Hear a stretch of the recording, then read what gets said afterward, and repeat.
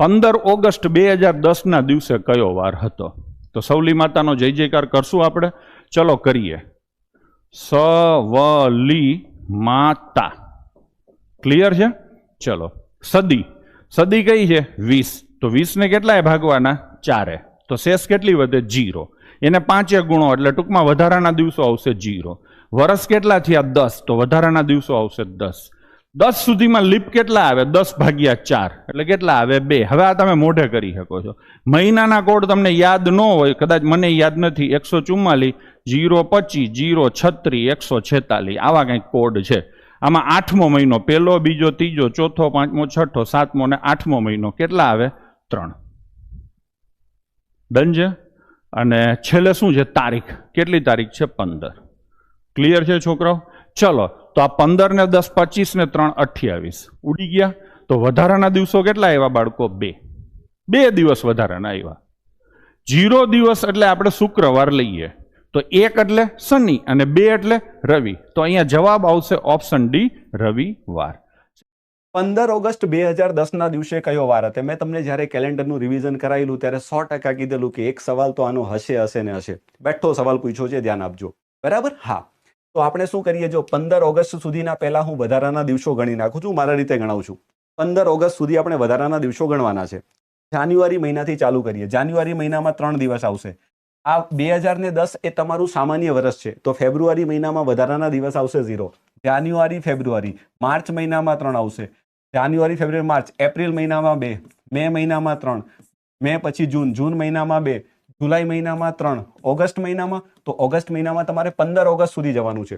તો 15 ને હું 7 વડે ભાગું તો 7 દુ 14, તો શેષ 1 વધશે. તો 15 ઓગસ્ટમાં વધારાનો દિવસ આવશે તમારો 1. જાન્યુઆરી, ફેબ્રુઆરી, માર્ચ, એપ્રિલ, મે, જૂન, જુલાઈ અને 15 ઓગસ્ટમાં 1 આવશે.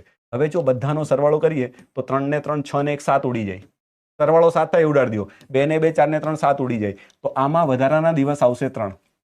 હવે મારે જવાનું છે વર્ષ 2009 સુધી. તો 2009 સુધીમાં વધારાના દિવસ કેટલા આવે? તો જો 2009 ને આપણે આવું લખી શકીએ, 2000 વત્તા 9. કારણ 2000 વર્ષમાં વધારાના દિવસ 0 આવશે. કારણ કે તમે જાણો છો કે 400 વર્ષમાં વધારાના દિવસ 0 આવે. તો 2000 વર્ષમાં વધારાના દિવસ 0 આવવાના. તો 9 વર્ષમાં વધારાના દિવસ કેટલા આવશે? તો 9 તો આવશે, અને આની અંદર બીજા 2 લીપ વર્ષ આવશે, તો બીજા 2. તો આ તમારા થશે ટોટલ 11. આ 11 છે, આ 3 છે. તો 11 ને 3 કેટલા થવાના? 14. અને 14 ને જો હું 7 વડે ભાગી નાખું તો મારી શેષ કેટલી વધે? 0 વધે. અને શેષ 0 વધે તો તમે બધા જાણો છો કયો વાર હશે? તો મારો રવિવાર હશે. બરાબર? ચલો, ખૂબ સરસ. રવિવાર છે. હા છે, એક્ઝેક્ટ છે. 15 ઓગસ્ટ 2010 દિવસે કયો વાર હશે? રાઈટ. આ ડાયરેક્ટ કોઈ ડેટ તમને આપે અને એ તારીખે કયો વાર હશે એ પ્રશ્ન પૂછ્યો, તો આને આપણે 4 ભાગમાં ડિવાઈડ કરીએ છીએ. 15 ઓગસ્ટ 2010. તો 15મી તારીખ એટલે 15મી તારીખની 15 તારીખ જ લખાય. ઓગસ્ટ મહિનાનો કોડ એટલે 8મો મહિનો. તમને અગર કોડ યાદ હોય તો 033 614 625. તો 3 ને 3 6 ને 1 7 ને 1 8. ઓગસ્ટ મહિનાનો કોડ થાય ઓનલી 2 નંબર. 2000ની સદી છે. 2000ની સદી એટલે 400 નો ઘડિયો. અગર તમને કોડ ખબર હોય તો પહેલી લાઈનમાં આવે, પહેલા ખાનામાં આવે, જેનો કોડ 6 થાય.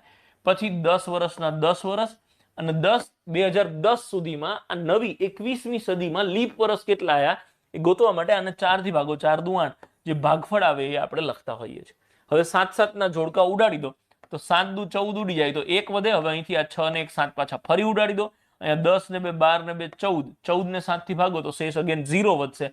શેષ જ્યારે 0 વધે ત્યારે આપણે જવાબ હંમેશા રાખીએ છીએ સન ડે, એટલે કે રવિવાર is the correct and final answer.